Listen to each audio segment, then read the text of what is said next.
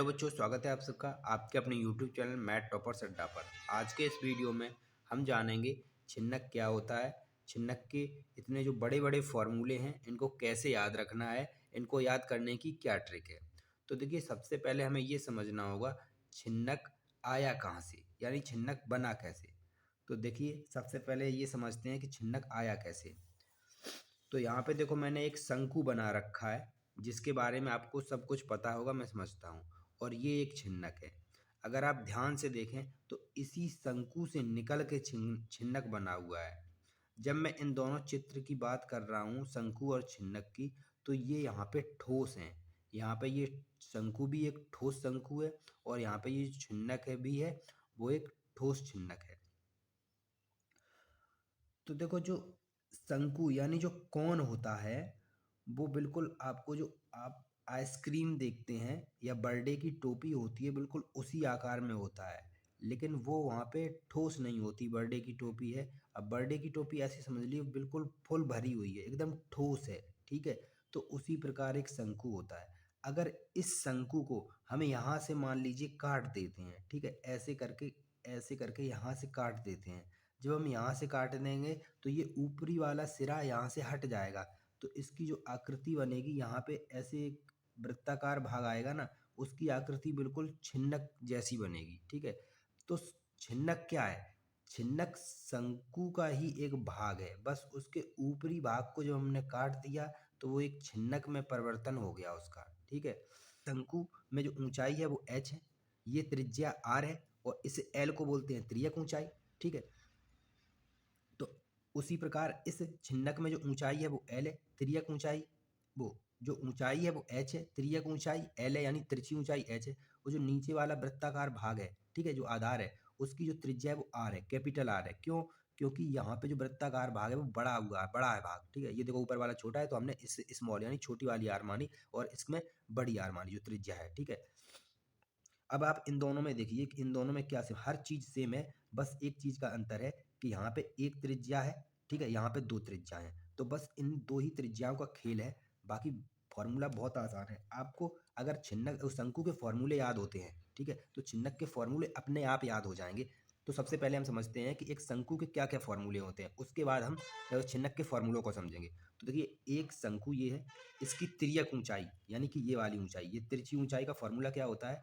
तिर्यक ऊंचाई को हम एल से प्रदर्शित करते हैं, एल बराबर अंडर रूट में H square plus R square. ये होता है शंकु की तिर्यक ऊंचाई का फॉर्मूला। अब देखिए, अब इस छिन्नक की तिर्यक ऊंचाई का फॉर्मूला बनाते हैं हम इसी को देख के। क्या करना है, इसको देख के हम इसका फॉर्मूला बनाएंगे। देखिए, तिर्यक ऊंचाई इसकी भी एल है तो हम यहाँ पे एल लिखेंगे बराबर अंडर रूट में ऊंचाई एच स्क्वायर, ठीक है, प्लस ये सेम रहा। अब ये प्लस त्रिज्या आर आ गई। अब देखो, यहाँ पे एक ही त्रिज्या है, उसका स्क्वायर है। यहाँ पे कितनी त्रिज्याएं हैं? दो त्रिज्याएं हैं। तो अब इन दो त्रिज्याओं के बारे में लिखना है, तो हम लिखेंगे बड़ी वाली आर, ठीक है, आर माइनस छोटी आर, यानी कैपिटल आर स्मॉल आर, और ये होल स्क्वायर। बन गया त्रियक ऊंचाई का फॉर्मूला। तो इसी के त्रियक ऊंचाई के फॉर्मूले से देख के आपको ये समझना है कि ये वाला फॉर्मूला कैसे बनेगा। अब देखिए, शंकु का आयतन, देखिए शंकु का आयतन क्या होता है, यानी वॉल्यूम क्या होता है? 1/3 पाई आर स्क्वायर एच। ठीक है, अब देखते हैं छिन्नक का आयतन कैसे बनता है।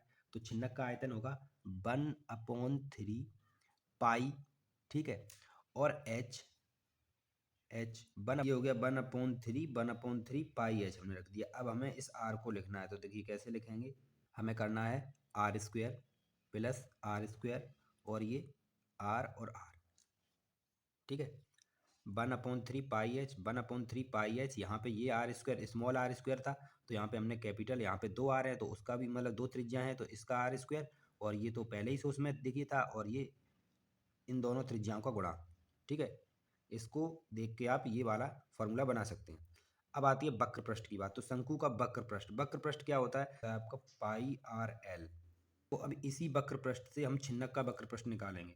तो सबसे पहले हमें क्या करना है? पाई रखना है, ठीक है।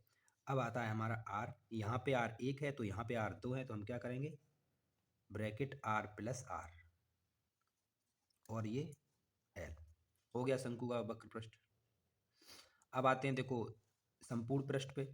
तो देखो, वक्र पृष्ठ में उसके आधार का क्षेत्रफल। देखो शंकु का वक्र पृष्ठ क्या है, पाई आर एल। संपूर्ण पृष्ठ क्या है, पाई आर एल में हमने जोड़ देना है उसके आधार का क्षेत्रफल।